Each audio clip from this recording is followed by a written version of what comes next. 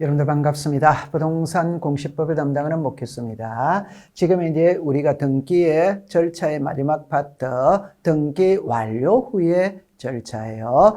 등기가 끝났다면은 세 군데와 관계가 있어요. 여기서 등기소에서 등기가 끝났다면은 등기 권리자에게 등기필 정보를 작성하여 통지를 하고, 두 번째는 세무서에 과세 자료를 보내줍니다. 그럼 여기에 지적 소관청 있죠. 저 권리 관계가 변했다면은 등기부를 먼저 고치느냐, 지적 공부를 먼저 고치느냐, 등기부를 먼저 고칩니다. 고치고 난 다음에 고친 내용을 지적 소관청에다가 알려주는 거예요. 그러면 출제위원이 시험에 낼 때는 세무서에 알리는 것 시험하고 관계없어요. 지력소관청에다가 알리는 것 시험하고 관계가 없어요. 그러면 키는 이 등기 권리자에게 등기필 정보를 작성하여 통지를 한다, 이렇게 나와요. 그러면 여기서 하나를 알아야 되는 게 뭐냐 이러면은, 여러분들 등기가 끝났어요. 끝났다면은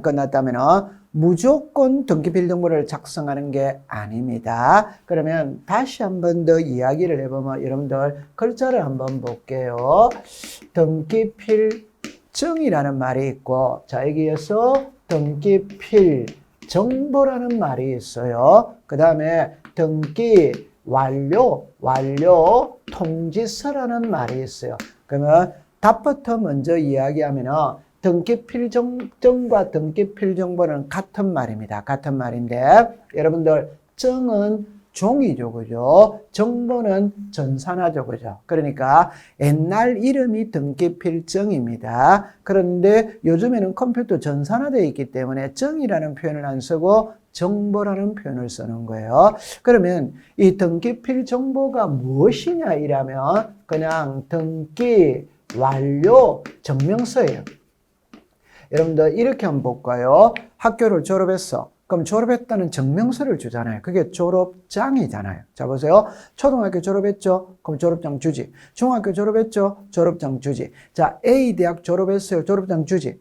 A 대학 졸업하고 난 다음에 B 대학을 또 갔어요. 그러면 A 대학 졸업장 있다고 B 대학 졸업장 안 주는 건 아니잖아요. 그죠? 그러니까 졸업할 때마다 졸업장 주듯이 등기가 끝났다면은 끝났다라는 증명서를 줍니다. 그걸 등기필 정보라고 부르는 거예요. 그러면 이 밑에 보니까 등기 완료 통지서라는 말이 나오죠. 여러분들 여기에서 그림을 여기 보면 이제 잠깐 보면은 이 그림이 나오죠. 여기 보니까 등기필 정보 및 등기 완료 통지서 이렇게 내놨잖아요. 그럼 여기서 등기필 정보가 이 말을 이야기하는 거예요. 등기 완료 통지서가 이 말을 이야기하는 거예요. 그럼 이걸 그림으로 치면 이렇게 치는 겁니다.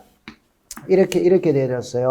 그럼 여기에 등기필 정보 및 등기 완료 통지서 이렇게가 그림이 이렇게 나와 있어요. 이렇게. 자, 여기에서 보면은 요 윗칸이 있고 요 아래도 칸이 있어요. 칸이 있는데 칠판 안에 다 들어가지 못했기 때문에 그런 겁니다. 그러면 이게 이겁니다. 그럼 이 아래에 또 있어요. 이게 이거예요. 그러면 자, 여기서는 이렇게 합니다. 등기필 정보 이를 말하죠. 이게 밑에 있는 이 그림이 등기필 정보예요. 등기 완료 통지서는 이거를 말하는 겁니다. 그러면 여기에 나와 있는 거는 등기 완료 통지서고, 요 밑에 숨어 있는 거 있죠. 이게 등기필 정보입니다. 등기필 정보. 그럼 등기필 정보 요렇게 되어졌죠. 그죠? 아, 요렇게 그림이 나오네요. 그죠? 위에 거는 등기 완료 통지서, 아래 거는 등기필 정보예요. 그러면 이렇게 생겼다. 여러분들 집에 가면은 집을 사고 팔았지. 그러면 여러분들 장롱 속에 등기필 정보라는 게 나와 있어요. 있는데 이게 있잖아요. 칼라로 되어 있거든.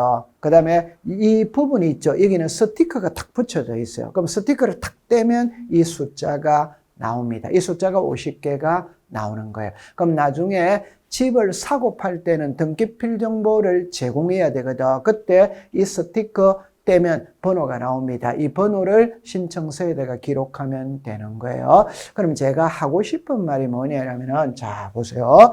위에 글자를 보면은, 자, 이렇게 내놨죠. 이 등기필 정보 및 등기완료 통지서죠. 그 말은 등기필 정보라는 말을 쓰면 그 속에 등기 완료 통지서가 들어있다 이 말. 이 말을 쓰면 이 말이 들어있다 이 말. 근데 이제 중요한 거는 이 말을 쓰면 등기 완료 통지서라는 말을 쓰면 이거는 포함이 안 돼 있는 겁니다. 그러니까 등기필 정보라는 말을 쓰면 등기필 정보 속에는 등기 완료 통지서가 들어있다 이 말이고, 등기 완료 통지서라는 표현을 쓰면 등기필 정보는 들어있지 않습니다. 그러면 이걸 그림으로 잠깐 본다면 여러분들 자 이렇게 되어졌죠, 그죠? 그림으로 본다면 여기에 등기 완료 통지서 이렇게 나오죠. 이렇게 쓰면 등기필 정보는 포함이 안 돼 있는 겁니다. 그걸 잘 하셔야 돼요. 자, 그러면 우리가 지금까지 공시법 공부할 때 가장 힘든 거 있잖아요. 설명하기 가장 힘든 거, 이해하기가 가장 힘든 게 이 등기필 정보입니다. 그러면 첫 번째 먼저 이야기합니다. 등기필 정보는 등기 완료 증명서입니다. 등기가 끝났다면 끝났다라는 증명서를 줘요. 그게 등기필 정보예요. 그럼 여기 보니까 일어났죠. 등기관이 새로운 권리에 관한 등기를 마쳤을 때, 그럼 여기서 새로운이라는 말이 나오죠. 이 새로운이 보존 등기, 설정 등기, 이전 등기를 말하는 거예요. 그럼 여기서 여러분들 보세요. 보존 등기, 설정 등기, 이전 등기, 이게 새로운 등기예요. 그러면 새로운 권리에 관한 등기를 마쳤을 때 등기필 정보를 작성하여 등기 권리에게 통지한 데를 넣죠. 그럼 자 정리를 합니다. 등기가 끝났어요. 끝났다면 등기필 정보를 작성하여 통지를 합니다. 하는데 모든 등기가 아니에요. 새로운 등기만 합니다. 새로운 등기. 그 새로운 등기가 이 세 개예요. 보존, 설정, 이전. 그럼 이 등기는 새로운 등기가 아니에요. 새로운 등기가 아니니까 등기필 정보를 작성하지 않습니다. 한 번 더 정리합니다. 등기가 끝났다면 등기필 정보를 작성하여 등기 권리자에게 통지를 해주는데 모든 등기는 아니다. 새로운 등기 때만 한다. 그 새로운 등기가 보존, 설정, 이전이에요. 자, 그럼 이걸 그림으로 여러분들이 한번 본다면은 자, 보세요. 여기에 자, 이렇게 되어졌어요. 자, 보세요. 갑이라는 사람이 새 집을 지었어. 여러분들 새 집 짓고 처음으로 하는 등기가 소유권 보존입니다. 소유권 보존은 사람으로 치면 출생신고하는 거예요. 출생신고는 평생에 한 번밖에 없습니다. 출생신고는 무에서 유가 창조가 되는 거예요. 그럼 새 집을 짓고 처음으로 하는 게 소유권 보존이죠. 그럼 여러분 여기 지금 등기부가 있는데 아직 만들어지기 전입니다. 아직 아무것도 없는 상태예요. 그러면 갑이 새 집을 지었지. 지었다면 소유권 보존 등기를 하잖아요. 이렇게 갑에게 하죠. 그럼 이제 새 등기가 하나 생겼지. 됐죠? 이게 소유권 보존입니다. 그러면 갑에게 등기필 정보를 작성해서 갑에게 통지를 해주는 거예요. 그럼 갑은 받았죠. 이 상태에서 갑이 을에게 매매했다. 그럼 매매를 하면은 소유권 이전이잖아요. 여기에 을이죠. 그럼 보세요. 이 등기는 없던 등기가 하나 새로 생긴 거잖아요. 그럼 을에게 등기필 정보를 작성하여 통지를 합니다. 그럼 이제 보세요. 보존 등기 때는 등기필 정보를 작성한다 이 말이에요. 이전 등기 때는 등기필 정보를 작성한다 이 말이에요. 자, 그 다음에 이제 설정을 볼게요. 한 장을 넘겨보시면은 자, 이렇게 되어졌어요. 자, 이렇게 되어졌어요. 자, 갑이라는 사람이 새 집을 지었거든. 지었다면 을에게 전세를 줬어. 그게 전세권 무슨 등기다? 설정. 그럼 없던 등기가 새로 생겼잖아요. 그럼 이때도 등기필 정보를 작성하여 주는 겁니다. 그럼 여기서 보존 등기, 설정 등기, 이전 등기는 등기필 정보를 작성합니다. 하는데 그러면 이 밑에는 안 한다. 그럼 안 하면 지금 여기를 한번 볼게요. 여기를 볼게요. 자, 보세요. 1번에 전세권 설정 등기가 되어 있거든. 그럼 전세금이 5억이고 전세 기간이 2년입니다. 2년. 자, 그럴 때 이 변경이라는 말은 전세금이 5억에서 6억으로 정해갈 수 있지. 자, 정리합니다. 전세금이 정해겠다면 1에 1 변경 등기를 하거든. 그래서 6억의 변경 등기를 하죠. 자, 그러면 키는 전세금이 정해겠다고 해서 전세권 자체가 변하는 것은 아니지. 제가 개명을 했다고 해서 제 자체가 변하는 것은 아니지. 맞죠? 네. 그러니까 전세금을 5억에서 6억으로 정해간 거는 새로운 등기가 아닙니다. 그 전세의 내용이 변한 겁니다. 이때는 등기필령부를 작성하지 않습니다. 그러면 변경등기 때는 작성을 안 하는 거예요. 자, 두 번째. 전세금이 있잖아요. 실제는 6억이라. 6억인데 공무원이 착오를 일으켜서 5억으로 잘못 적은 거예요. 그럼 이걸 고치는 등기가 경정이죠. 그죠? 그럼 여기서 경정 등기, 신청 착오 이렇게 해서 6억 이래 썼어요. 여러분들 잘못 적은 걸 바로 잡는 거는 새로운 등기가 아닙니다. 그러면 경정 등기를 하고 난 다음에도 등기필령부는 작성하지 않아요. 자, 그 다음에 이제는 말소 등기를 볼게요. 자, 보세요. 여기 이제 말소가 나오죠. 전세금이 5억입니다. 전세기간이 2년입니다. 2년의 전세기간 끝났어. 끝났다면 지워야 되겠죠. 그럼 여기서 2번에서 말소 등기 이렇게 하면서 다 지워버리잖아요.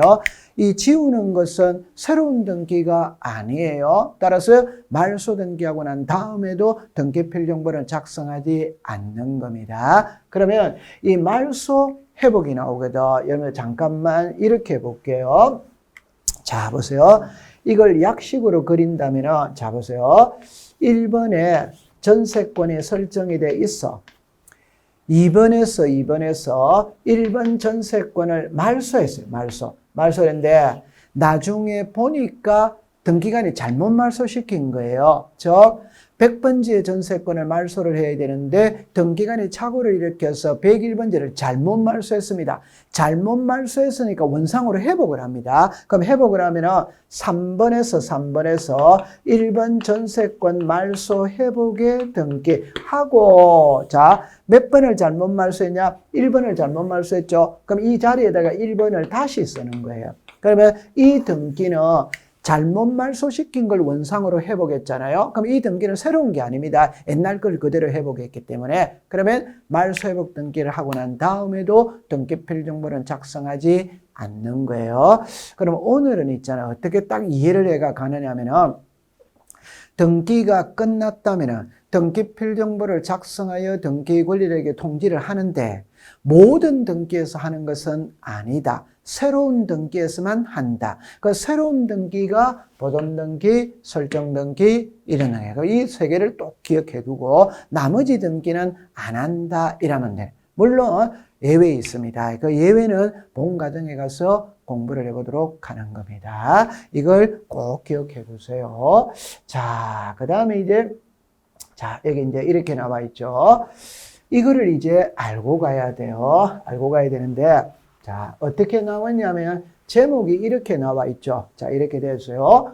등기필정보 통지하지 않는 경우입니다. 않는 경우인데, 여기에서 1번, 2번 공부할 필요 없어요. 여기 3번 있죠. 그죠? 이 3번, 4번 공부할 필요 없어요. 그러니까 뭐, 5번, 6번, 7번만 이해하면 됩니다. 자, 어떻게 이해하냐? 1번은 공부할 필요가 없다는 말은 답이 나와 있기 때문에 공부할 필요가 없어요. 자, 다시 등기가 끝났다면 등기필정보를 작성하여 등기권리 통지를 합니다. 하는데 안 하는 게 있어요. 안 하는 거. 그게 7개가 있거든. 그럼 1번에 보니까 답이 나와 있잖아. 통지를 원하지 않는다. 여러분들 원하지 않으면 할 필요는 없지. 답이 나와 있죠. 자, 두 번째. 국가나 지방자치단체로 여러분들 관공서는 인감증명서라는 말이 없어요. 관공서는 등기필정보라는 말이 없습니다. 왜? 관공서는 사기칠 일이 없거든. 신분이 명확하거든. 관공서는 등기에도 등기필정보 작성하지 않습니다. 자, 그 다음에 3번, 4번은 여러분들 답은 전자신청이든 방문신청이든 답이 똑같기 때문에 외울 필요가 없어요. 그냥 간단하게 3개월 동안 찾아가지 않더라.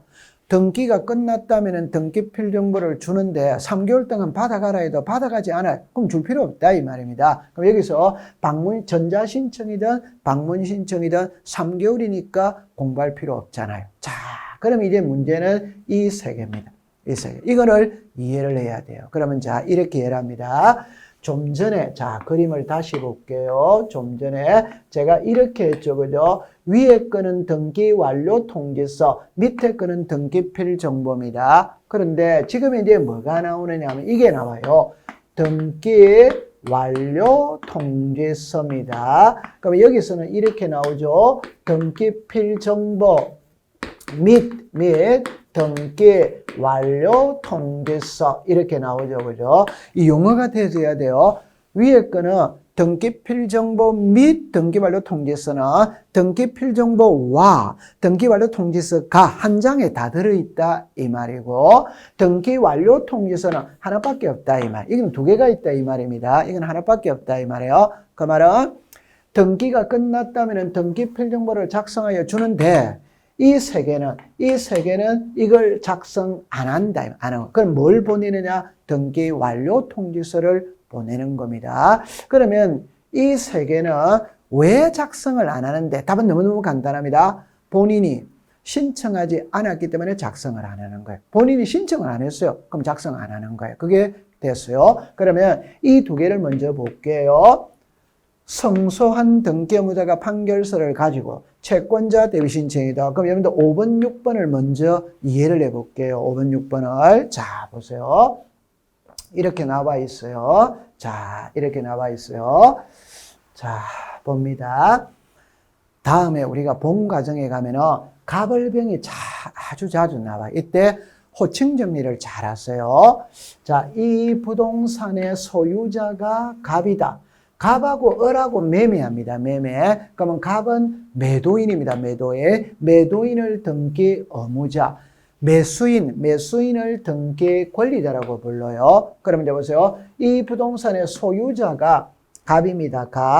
갑이 을에게 매매합니다. 매매. 그 매매했다면 매도인, 매수인입니다. 매수인인데 아직 등기는 안 했어요.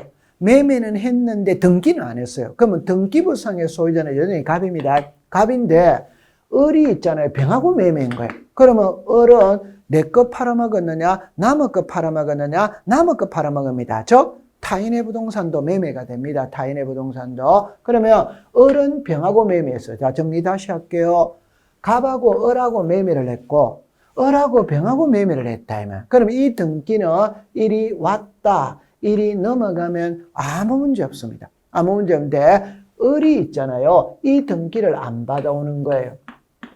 을이 이 등기를 안 받아오는 거예요. 을이 이 등기를 안 받아오니까 이 등기가 넘어갈 수가 없어요. 그러면 이 병이 불안하다 이 말. 그러니까 을이 이 등기를 신청하지 않으며 병이 이 등기를 대위 신청할 수 있다 이 말. 이걸 채권자 대위 신청이라고 부르는 거예요. 자, 그러면 등기 신청은 누가 했냐? 병입니다. 병. 그런데 등기는 누구 이름으로 되느냐? 을이잖아요. 여러분들 이 등기를 을이 안 받아봤거든. 그러니까 병이 대신했거든. 그러니까 신청은 병이 했어요. 명의는 을의 명의로 되었습니다. 그러면 을의 명의로 소유권 이전 등기가 이루어졌다면 을에게 등기 필정보를 작성하여 통지를 해야 되는데 답은 을이 신청하지 않았기 때문에 등기 필정보는 주지 않습니다. 그 대신 을의 명의로 등기가 이루어졌죠. 그럼 세금을 을이 내야 되는 거예요. 그러니까 등기되었다는 걸 알려는 줍니다. 그게 등기 완료 통지서다 이 말입니다. 그럼 정리를 하면 채권자가 대위 신청을 하면 등기 필정보는 만들지 않지만 등기 완료 통지서는 한다. 이렇게 정리를 하면 되는 거예요. 자, 두 번째 또 문제는 자, 보세요. 이런 논리입니다. 이 그림에서 소유자는 갑입니다. 갑하고 을하고 이 집을 사고 파는 매매를 했어요. 근데 아직 등기는 안 가져왔어요. 이 상태에서 을은 병하고 또 매매를 했어요. 그럼 이 등기는 일이 왔다, 일이 넘어가면 됩니다. 그런데 을이 이 등기를 안 가져와요. 그러면 이건 이제 갑의 입장에서 봅니다. 갑의 입장에서 갑은 매매 대금 받고 집 비워줬어. 비워줬는데 을이 등기를 안 가지고 가는 거예요. 그럼 을이 등기를 안 가지고 가니까 등기부상의 소유자는 누구냐? 갑입니다. 갑. 그럼 세금은 갑의 이름으로 나오는 거예요. 그러니까 갑이 빨리 받아가라. 을한테. 갑이 을한테 빨리 받아가라. 이래도 을이 안 받아가는 거예요. 그러면 갑이 빨리 받아가라고 소송을 건다. 그러면 갑이 소송에서 이겼어요. 이걸 성소한 등기 의무자가 판결서를 가지고 소유권이 등기를 단독 신청한다. 자, 이제 답입니다. 신청은 누가 했느냐? 갑이지. 근데 등기는 이 소유권 이전 등기는 누구로 되느냐? 을이지. 저 을의 명의로 등기가 이루어졌지만 을이 신청을 하지 않았기 때문에 을에게는 등기 필정보는 주지 않습니다. 등기 완료 통지서는 보낸다. 이 말. 그러면 호칭 정리합니다.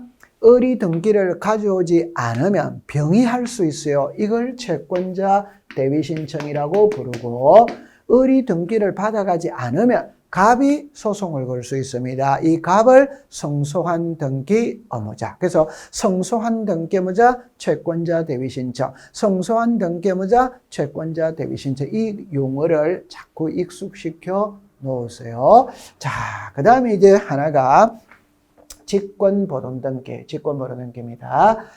여러분들 이 직권보존등기는 그냥 시험에 매년 출제를 합니다. 출제하는데 33회 때도 출제를 했었어요. 여기 보면은 직권이라는 말이 나오죠. 말 그대로 등기관이 직권으로 한다. 신청 안 해도 등기관이 알아서 해준다. 그게 직권보존등기입니다. 자, 출발을 이렇게 합니다. 갑이라는 사람이 새 집을 지었어요. 지었는데 아직 등기 안 했습니다. 미등기입니다. 미등기. 이걸 을에게 매매했어요. 여러분들 미등기 부동산도 매매가 돼요. 타인의 부동산도 매매가 됩니다. 그 매매는 다 되는 거예요. 그러면 다시 할게요. 갑이 새 집을 지었는데 아직 등기 안 했어요. 미등기입니다. 이걸 을에게 매매했어요. 그럼 이 사람이 매도인 등기 의무자입니다. 매수인 등기 권리자입니다. 그러면 갑은 자기 명의로 소유권 보존 등기하고 을에게 소유권을 이전하면 그거 아무 문제 없어요. 아무 문제 없어요. 그런데 자 보세요. 답입니다. 갑이 새 집을 지었습니다. 을에게 매매했습니다. 근데 갑이 매매를 했다면 자기 명의로 보존 등기하고 을에게 소유권을 이전하면 됩니다. 그런데 갑이 이 소유권 이전을 안 해주는 거예요. 안 해주니까 을이 빨리 등기해달라. 그래도 갑이 안 해주는 거예요. 그러면 을은 법원에다가 소송을 거는 수밖에 없어요. 그러면 을이 있잖아요. 소송을 걸 때, 자, 중요합니다. 1월 2일 날 소송을 걸었거든.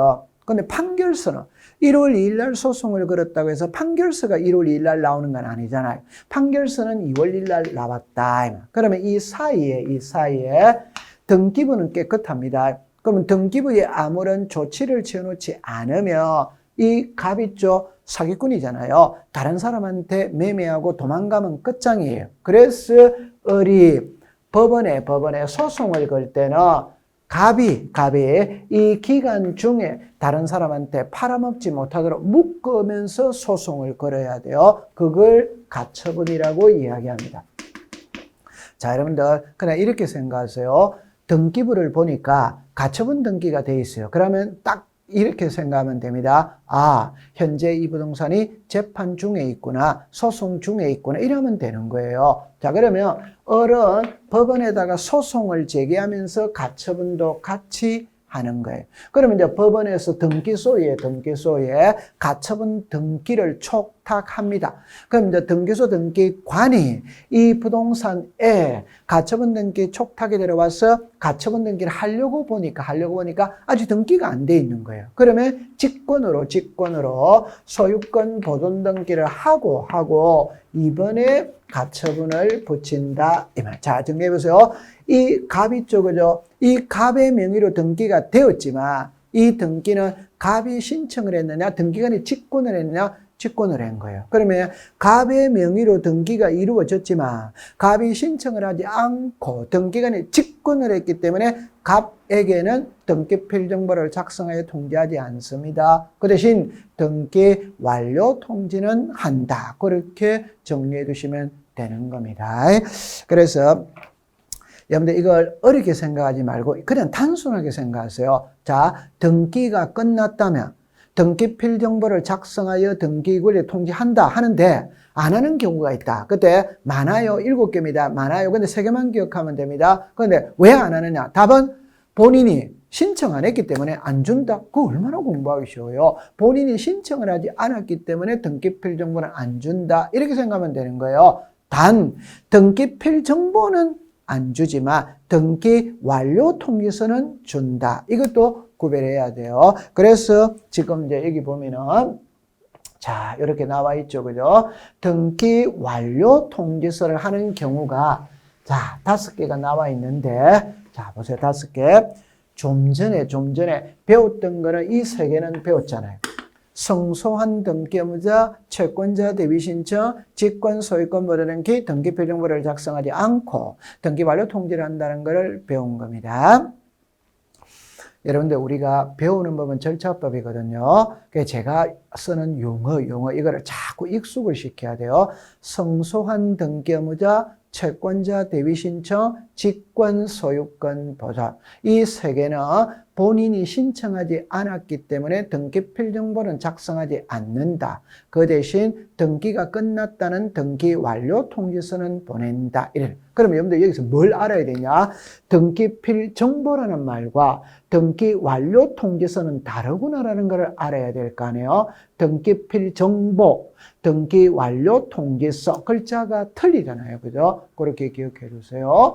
그 다음에 여기에 2개는 있잖아요. 이 4번은 그냥 상식으로 풀면 됩니다. 관공서는 사기칠 일이가 없기 때문에 등기필 정보를 안 만들어요. 안 만들지만 끝나고 난 다음에 끝났다는 것을 알려줍니다. 그게 등기 완료 통지서입니다. 자, 그 다음에 요 5번은 어려운 질문인데 설명을 한번 해볼게요. 자, 보세요.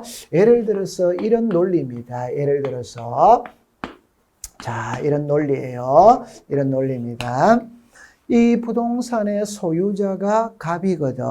갑이 을에게 전세를 줬어요. 그럼 을의 명의로 전세권 설정 등기를 했지. 그럼 을에게 등기필 정보를 작성해서 줬는데 이제 전세 기간이 끝났어요. 끝났다면 이 전세를 말소를 해야 됩니다. 그럼 이걸 말소할 때 을은 의무자입니다. 의무자니까 등기필 정보를 제공해야 돼. 해야 되는데 을이 분실을 했다. 등기필 정보를 분실한 거예요. 자, 그럼 답입니다.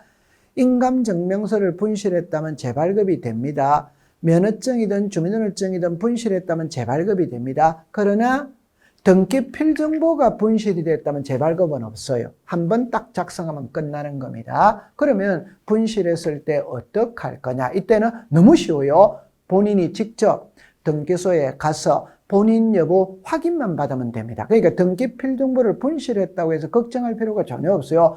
귀찮지만 등기소에 직접 가서 본인 여부 확인만 받으면 되는 거예요. 물론 등기소에 갈 때는 본인인지 아닌지 신분 확인해야 됩니다. 그때는 인감증명서를 들고 가야 되는 거예요. 그러면 이 사람이 분실했다면 등기소에 직접 가서 본인 여부 확인했습니다. 하고 난 다음에 이 전세권을 말소했겠죠.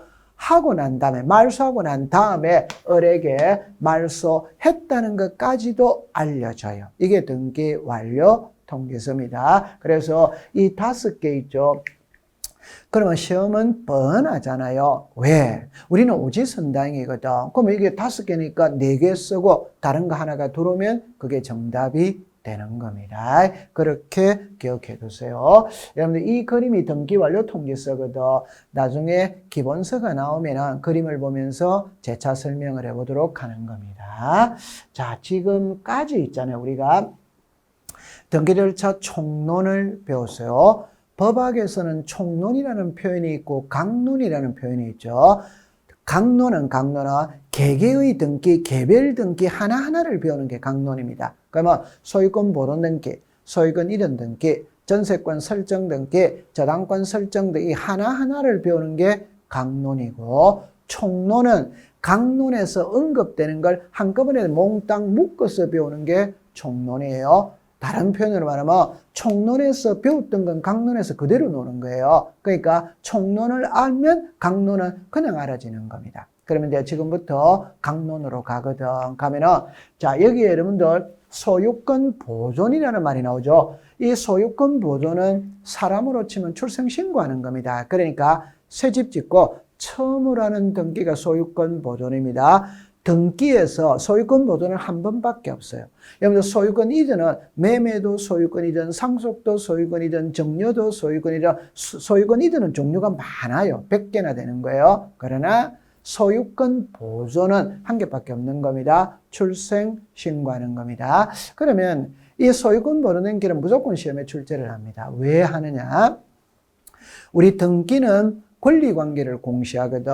여러분들 여기서 각종의 등기하면 이 소유권이라는 이게 권리입니다. 전세권이라는 게 권리입니다. 여러분들 민법에 소유권이 뭐예요? 사용, 수익, 처분할 수 있는 권리가 소유권이잖아요. 그럼 전세권이 뭐예요? 타인의 부동산에 전세금을 지불하고 일정 기간 동안 사용 수익할 수 있는 권리, 이 권리가 전세권이잖아요. 그죠? 그래서 권리 관계를 시험에 내고 올해 33회 때 권리 관계는 시험이 9개가 나왔어요. 12개 중에 9개를 권리 관계에서 출제를 하는 겁니다. 그러면 그 권리 관계에서 1번으로 등장하는 등기가 소유권 보존이에요. 그러니까 권리 관계에서 1번이니까 제일 중요한 등기잖아요. 소유권 보존은 무조건 출제를 하는 거예요. 33회도 당연히 출제를 했었습니다. 그러면 이제 처음에 여기를 보면 이렇게 볼게요. 소유권 보존은 미등기 부동산에 처음으로 하는 등기, 사람으로 치면 출생신고하는 겁니다. 자, 소유권 보존을 하는 경우죠. 원시 취득이죠. 그 원시가 뭐예요? 처음이잖아요. 그럼 새집 짓고 처음으로 하는 등기가 소유권 보존 등기다. 그럼 이거는 시험하고 관계가 없죠. 자, 2번을 알아야 돼요. 직권 보존 등기죠.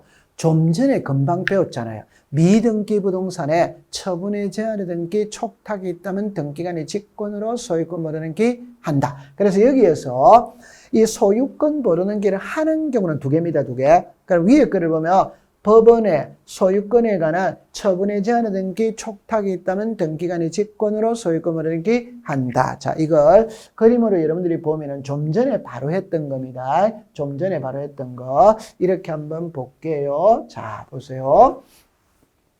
좀 전에 했던 걸 가져와서 잠깐 한번 본다면은 이거였죠. 그죠? 이거였어요. 그죠? 여기 직권 보존 등기 나오죠. 그죠? 자, 풀이해 봅니다. 갑이라는 사람이 새 집을 지었어요. 근데 등기 안 했어요. 미등기입니다. 이걸 을에게 매매를 했어요. 그러면 갑은 자기 명의로 보존 등기하고 을에게 소유권을 이전하면 아무 문제 없어요. 그런데 갑이 소유권 이전 등기를 안 해주는 겁니다. 안 해주니까 을이 소유권 이전 등기해달라고 소송을 거는 거예요. 그러면 소송은 1월 2일 날 걸었거든. 판결서는 3월 1일 날 나왔다. 그러면 요 사이에 등기부에 아무런 조치를 취해놓지 않으면 등기부는 깨끗합니다. 그러면 갑은 이 부동산 다른 사람한테 매매하고 도망가면 끝장이다 이 말. 그러니까 을이 소송을 걸 때는 갑이 다른 사람한테 부동산을 팔아먹지 못하도록 매매하지 못하도록 묶어야 되는 거예요. 그걸 가처분이라고 이야기합니다. 그러면 을은 법원에다가 소송을 걸면서 가처분 가치가 그러니까 2개가 들어가는 겁니다. 소송을 걸면서 가처분이 같이 들어가는 거예요. 그럼 법원에서는 가처분 등기 신청이 들어왔으니까 등기소에 가처분 등기를 촉탁합니다. 그럼 등기소 등기관이 이 부동산에 가처분 등기 촉탁이 들어가서 가처분 등기를 하려고 보니까 등기가 안 돼 있는 거예요. 그러면 직권으로 보존 등기 해버린다 이 말이에요. 등기관이 직권으로 보존 등기를 하고 여기 2번에다가 가처분을 붙이는 거예요. 그러면 이제 결론입니다. 이 가처분 등기는 등기관이 직권을 했어요. 등기관이 직권을 했기 때문에 갑에게 등기 필정본은 작성하지 않고 등기 완료 통지만 한다. 이렇게 정리해두면 됩니다. 자, 그 다음에 이제 미등기 부동산의 임차권 등기 명령이라는 게 이제 여기 나와 있거든. 자, 봐보세요. 이렇게 정리를 하면 돼요. 갑이라는 사람이 새 집을 지었어요. 새 집을 지었어요. 근데 아직 등기는 안 했어요. 미등기입니다. 미등기. 이걸 을에게 임대차를 줄 수 있냐? 여러분들 미등기 부동산 임대차가 되냐 안 되냐? 됩니다. 자, 처음 공부하시는 분은 제가 이런 용어를 썼죠. 등기 안 된 부동산도 매매가 된다. 타인의 부동산도 매매가 된다.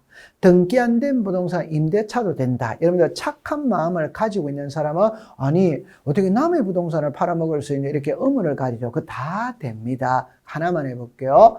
여러분들 타인의 부동산 매매된다는 걸 가장 쉬운 예는 아파트 분양권이에요. 그러면 여러분들 아파트 분양 받았죠. 그러면 그거 제 거 아닙니다. 건설회사 겁니다. 그 말은 계약금 주고 잔금, 중도금, 그러니까 우리가 계약금, 중도금, 잔금 줬죠. 맞죠? 네, 그래도 제 거 아닙니다. 제 이름으로 등기해야 제 겁니다. 그러니까 등기를 해야 될 거 아니에요. 그럼 아파트 분양을 받았다면 아직까지는 건설회사 겁니다.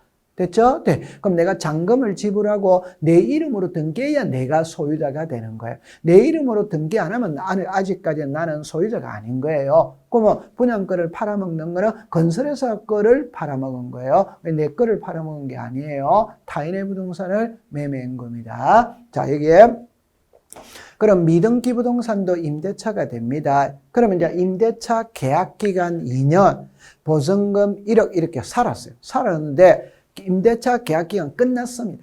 끝났다면 임차인은 보증금 돌려받고 이사 나가면 끝이에요. 그런데 집주인이 보증금을 안 빼준다. 과거에 주택임대차보호법이 생기기 전에는 이사 못 나갑니다. 이사 나가면 대항력이 없어지는 거예요. 그러나 지금은 이사 나가도 돼요. 이사 나가도 되는데 단 법원에다가 임차권 등기를 신청해 놓고 이사를 가야 돼요. 인자는. 그럼 이제 법원에서는 등기소에 임차권 등기 명령을 촉탁합니다. 그럼 이제 등기소 등기관은 이 부동산에 임차권 등기 명령 촉탁이 들어와서 임차권 등기하려고 보니까 아직 등기가 안 돼 있는 거예요. 안 돼 있다면 직권으로 보존 등기를 하고 임차권 등기를 한다. 그래서 미등기 부동산에 임차권 등기 명령 촉탁이 있다면 등기관이 직권으로 소유권을 등기한다. 이렇게 정리해 두시면 돼요. 그럼 여기서 여러분들이 있잖아요. 이 두 개는 아주 중요한 거거든. 아주 중요하다. 그럼 제가 조금만 어렵게 공부해 볼게요. 니은은 응용 안 됩니다. 기억은 응용이 됩니다. 그럼 기억을 이러면 이렇게 돼서 법원의 소유권에 관한 처분의 제한입니다. 그럼 여기에서 처분의 제한은 압류, 가압류, 가처분, 경매 이런 말. 그러면 압류, 가압류, 가처분, 경매 들어는 보셨죠? 이런 거를 묶어서 처분의 제한이라고 이야기하는 거예요. 자, 그럼 정리합니다. 압류, 가압류, 가처분, 경매, 소유권에 들어와야 됩니다. 그럼 소유권의 반대는 소유권 외지. 그럼 소유권 외에 들어오면 직권 모르는 게 안 하는 거예요. 소유권에 들어와야 됩니다. 그 다음에 법원에서 들어와야 돼요. 그러면 기타 행정기관에서 들어오면 안 합니다. 법원에서 들어와요. 그럼 이때는 압류는 제외가 됩니다. 왜? 압류는 세무서에서 들어가는 거거든. 세무서는 법원이 아니잖아요. 그럼 나중에 시험에 낼 때 다음 중 직권 모르는 게 대상인 것은 아닌 것은 이렇게 물으면 이 압류가 들어가면 안 돼. 그 압류는 왜 안 되는데 세무서에서 하기 때문에 안 된다. 이 직권 모르는 게 할 때는 답은 이겁니다. 법원에서 들어와야 합니다. 법원에서. 세무서에서 들어오면 안 된다. 이런 거를 구별해서 가는 거예요. 올해 시험에 소유권 모르는 게는 이 문구를 지문으로 띄웠었어요. 그렇게 풀어보는 겁니다. 자, 그 다음에 이제 여러분들 이 글자를 보니까 이런 표현이 나오죠. 공용 부분이라는 뜻을 정한 규약을 폐지한 경우 공용 부분의 취득자는 지체 없이 소유권 모르는기를 신청한다. 이렇게 나오잖아요. 자, 이 말이 무슨 말이냐면은 보세요. 여러분들 이런 논리거든. 아파트가 이래 있어요. 그럼 아파트가 이래 있다면 자 봅니다. 여기에 자 우리가 전유 부분이 있고 공용 부분이 있습니다. 아파트 현관문을 열고 집 안으로 들어가면 전유 부분입니다. 아파트 현관문을 열고 밖으로 나오면 공용 부분이에요. 그러면 복도나 엘리베이터나 계단은 공용 부분이에요. 이 공용 부분은 두 개로 나눕니다. 하나는 구조상 공용 부분, 규약상 공용 부분. 구조상 공용 부분이 복도나 엘리베이터나 계단을 말해요. 그거는 등기를 안 하거든. 그 우리와 아무 관계가 없어요. 근데 규약상 공용 부분이라는 것은 아파트 자치 규약으로 정하는 거예요. 예를 들어라 관리사무소를 이야기합니다. 그 다음에 요즘에 새 아파트는 노인정이 별도로 있고 헬스장이 별도로 있고 독서실이 별도로 있잖아요. 그런 게 전부 다 규약상 공용 부분입니다. 그러면 오늘날의 아파트는 대다수가 관리동은 별도로 있지, 별도. 그러나 나 홀로 아파트에 101호를 관리사무소로 쓸 수 있냐 이 말입니다. 있습니다. 관리사무소를 101호를 관리사무소로 쓸 수 있습니다. 이거는 규약으로 아파트 자치 규약으로 정하기 나름이에요. 그럼 만약 101호가 관리사무소입니다. 그럼 이거는 규약상 공용 부분이 되는 거예요. 그런데 아파트 101호를 관리사무소로 쓰면 이 아파트 있어 보이느냐 없어 보이느냐 없어 보여요. 그러면 없어 보이니까 아파트 값이 안 올라요. 그러면 분여회 회장이 분여회를 소집해서 우리 아파트 101호를 관리사무소로 쓰니까 아파트 가격 안 오른다. 그러니까 규약을 폐지하고, 여러분들 규약을 폐지한다는 말은 전유 부분으로 만들겠다는 겁니다. 규약을 폐지하고 101호를 매매하고 매매 대금 1억을 가지고 저기 공터에다가 관리동을 조그만하게 하나 짓기로 하자. 얼마든지 규약을 바꿀 수 있냐냐 이 말입니다. 있습니다. 그러면 이 101호를 산 사람 있죠. 산 사람은 과거에는 공용 부분이었지만 이제는 전유 부분이 됐거든. 그럼 이걸 산 사람은 자기 명의로 소유권 벌어넘기를 한다 이 말입니다. 이 문구를 익숙시켜 가면 되는 거예요. 자, 그 다음에 이제 소유권 벌어넘기에 제한이 있는데 이거는 잠시 쉬었다가 공부를 한번 해보도록 하죠. 자, 고생을 했습니다.